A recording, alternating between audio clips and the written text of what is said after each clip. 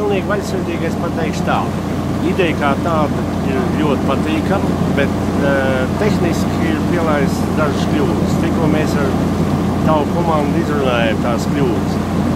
Šitas būtu ideāls variants tādā veidā, kā viņš šobrīd ir uz ūdeņiem. Ja jūs, piemēram, pieņemt tādu lēmumu Venta, sākot no Lietuvas līdz Ventspilī, vai Jelgavu, sākot no Jelgavas pa Lielupi līdz Mutei, vai pa Daugaviņu, bet tikai ne pa jūru. Praksa arī parādīja, ka tās problēmas ir pirmkārt nepārdomāts. Izlaists bija kuģis, kurā nav pamat tiesības būt uz jūras ceļiem. Tas ir uz kuģis ceļiem, ja? Kas viņam bija jābūt šajā gadījumā, ja jau viņš bija nolaists? Viņam bija jābūt topuguņiem, viņam bija jābūt akteruguņiem, un akteruguntiņu un topuguntiņu mēs palīdzējām uzriktēt, bet akteruguntiņam vajadzēja vienkārši lukturīt, lai redz no pakaļgājienu.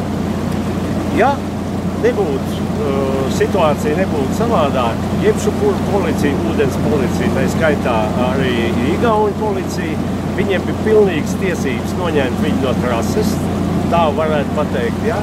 Un komanda paņemt uz savu borderu uz apsardzes kuģi un viņu nobuksēt uz vietu. Tātad, tas ir to, ko es domāju tehniski. Vēl viena lieta. Arī varētu viņu taisīt uz jūru, bet konstruktīvi, manā skatījumā, viņam bija jābūt trimarānam, bija jābūt trešam kajakam, tikai viņam bija jābūt garākam, sameklēt to varēja, platāk bāze, apmēram 2 reiz garāks masts, viss tātad platā bāze, trimarāns.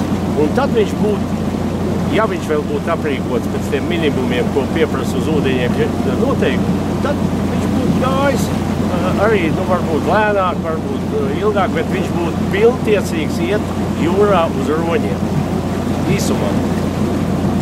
Bet doma ir laba, un pats galvenais jau šajā gadījumā nav tās tehniskās kļūdas.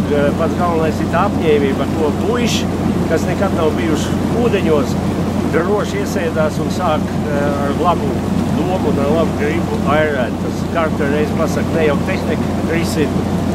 tehnika maisa risināt domas un idejas tehniski, bet pamatā es varētu tā kļūt.